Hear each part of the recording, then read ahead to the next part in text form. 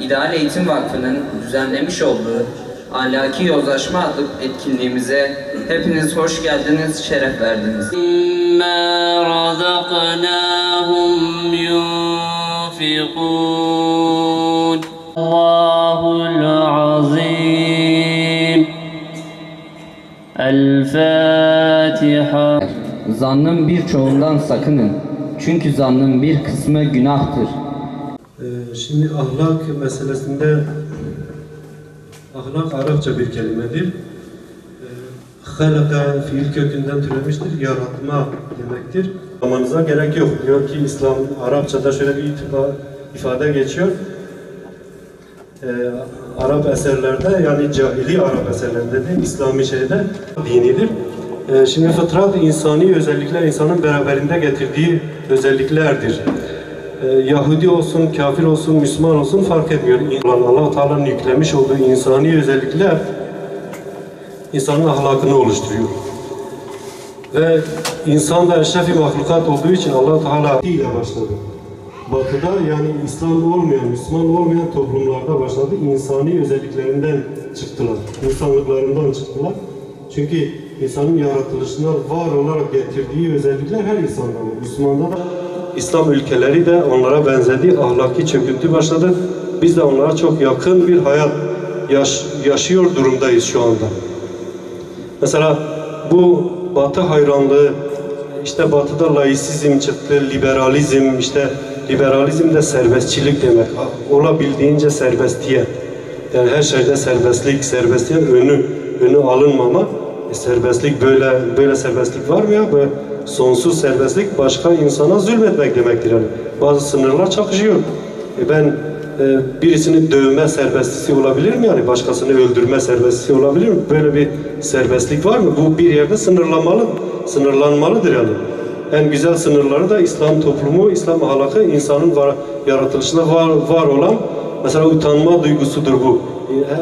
Her insanın içinde vardır. Allah-u Teala onu yüklemiştir ona. Kafir olsun, Müslüman olsun herkes utanır vallahi. Bütün insanlarda var. Allah-u Teala kodlama olarak onun içine koymuştur. Herkes utanıyor. Bir kısmı da artık alışılageldiği için insan meyre serkod yani şahidi olan kabul alma, şehadetleri kabul olmaz diye başına bir şey geçiyor. Diyoruz şartta olsa oluyor mu?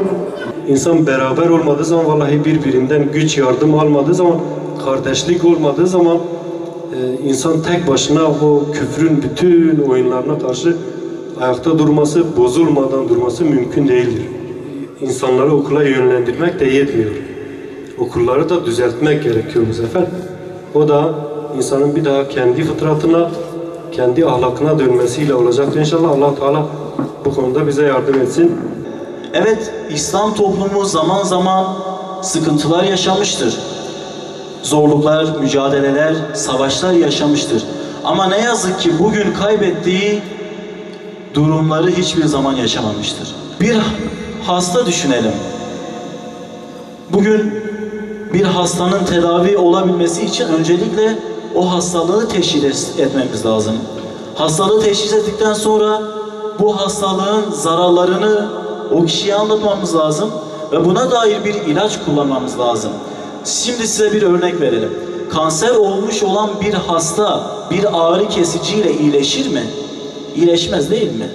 Peki bugün İslam ümmeti olarak hastayız. İslam ümmetinin bu hastalığı sadece günde 5 vakit namaz kılarak, sadece Perşembe günleri Kur'an okuyarak, sadece ölülere Kur'an okuyarak iyileşilebilecek bir hastalık mıdır? Bence bundan çok daha büyük yaralar içindeyiz. Diyoruz ki toplumumuz yozlaşıyor. Toplumumuz değerlerinden, örfünden, adetinden, güzelliklerinden vazgeçiyor. İşte bunun sebebinin en temel sebebi işte hastalığımızın başı iman olarak zayıflamış olmamızdır. Bizler Allah'tan korkmuyoruz. Eğer Allah'tan korkmuş olsaydık Allah'ın emirlerini yerine getirme konusundaki sorumluluğumuzdan kaçmazdık. Eğer bizler Allah'tan korkmuş olsaydık nefsi arzularımıza teslim olmazdık. Eğer yine bizler Allah'tan korkmuş olsaydık bugün modern ve seküler bir hayatı evimize, toplumumuza sokmazdık. Dönemindeki asr-ı saadet dediğimiz dönemdeki sahabelerin bugün hala onları rahmetle anıyorsak, hala onların adaletinden, ilminden bahsediyorsak, onlar canlarından ve mallarından vazgeçmişlerdi. Hazreti Ömer'in adaletini anlatırız da, o Ömer o adalete gelene kadar neler yaptı? Hazreti Ali'nin ilminden bahsederiz de, Hazreti Ali o ilmi elde edene kadar neler feda etti?